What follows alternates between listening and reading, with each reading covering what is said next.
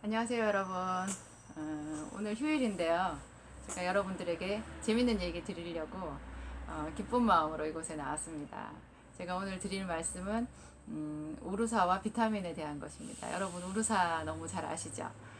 우루사가 간장약이라는 거 TV 광고 제가 아주 어렸을 때부터 TV에 나왔었어요. 우루사 이렇게 하면서 그 곰돌이 나와서 이렇게 광고하잖아요. 도장 꽝 찍는 것 같이. 우루사가 간장약이라는 거, 피로회복제라는 거.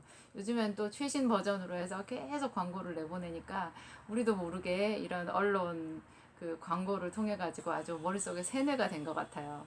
네, 이제 여러분들 아마 아실 거예요. 약국에 가면 약사님들은 우루사 별로 안 권하던데, 뭐 다른 거 주고 싶어 하시던데, 그런 것도 아실 거고. 사실 약사들은 간장약으로 우루사보다 다른 거 아마 더 선호하실 거예요. 근데 어찌됐든 우루사에 대한 이해는 대한민국 국민으로서 또 내가 먹는 약에 대한 이해 차원에서 필요한 것 같아요.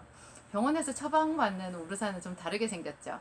그건 약국에서 파는 거는 말랑말랑한 캅셀, 길다란 캅셀 이렇게 생겼는데 병원에서 처방하는 것은 이렇게 동그란 알약, 납작하게 생긴 거, 뭐 그렇게 좀 재미없게 생겼어요. 근데 약국에서 파는 게 진짜인지 병원에서 처방하는 게 진짜인지 뭐 이런 생각도 들 수도 있고 또 자세히 보시면 여러분들 그 우루사 판매용 우루사에 보면 UDCA라고 해서 우루사 성분 좀 들었는데 뭐 다른 것들이 이렇게 섞여 있어요.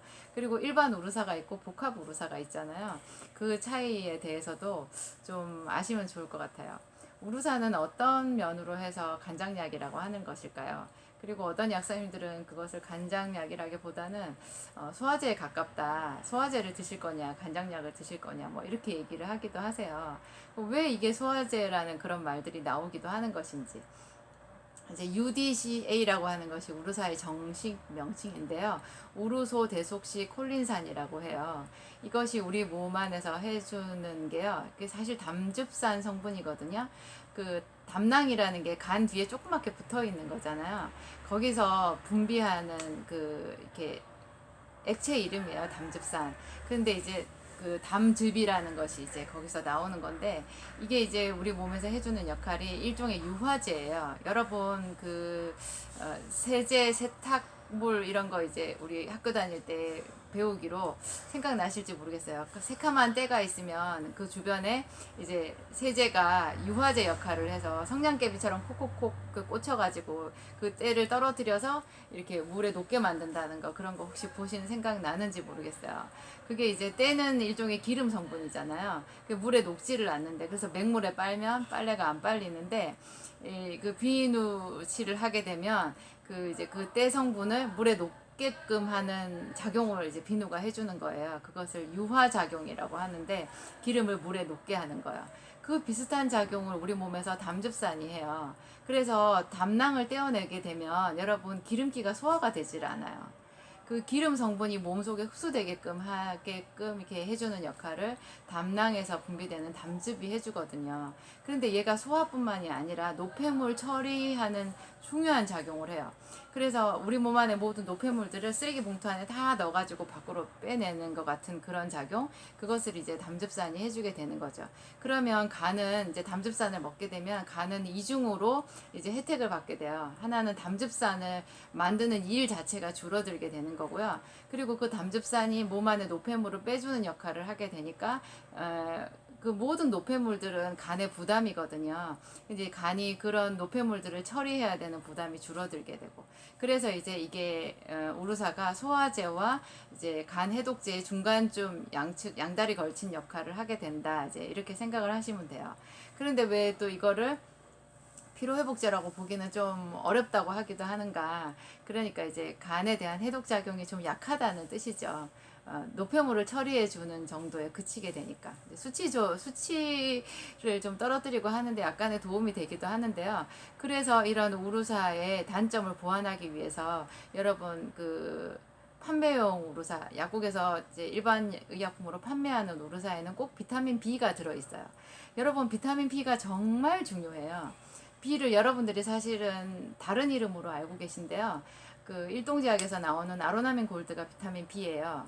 그리고 유한양행에서 나오는 B콤 여러분 아시죠? 유한 B콤 그것도 B 콤플렉스를 줄여서 B콤이라고 한 거예요. 비타민 B는 한 가지 성분이 아니고요. 번호가 매겨져 있어요. 1번, 2번, 3번, 5번, 6번, 9번, 12번. 이것들이 이제 중요한 비타민 B에 들어가는데, 이 비타민 B가 모여가지고 우리 몸만 구석구석에서 해주는 역할들이 정말 많아요. 그래서 제가 비타민 B에 대해서도 한 몇 강의 정도를 여러분들에게 말씀드리고 싶어요.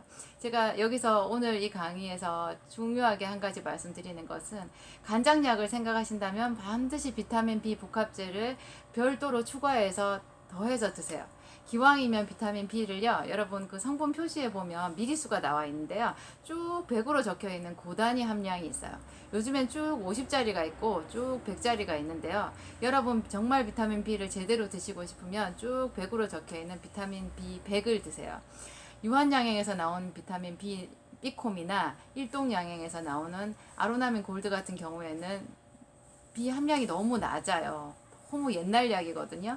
제가 처음에 20년 전에 약국을 오픈했을 때 우리나라에 비타민 B100이라는 게 없었어요.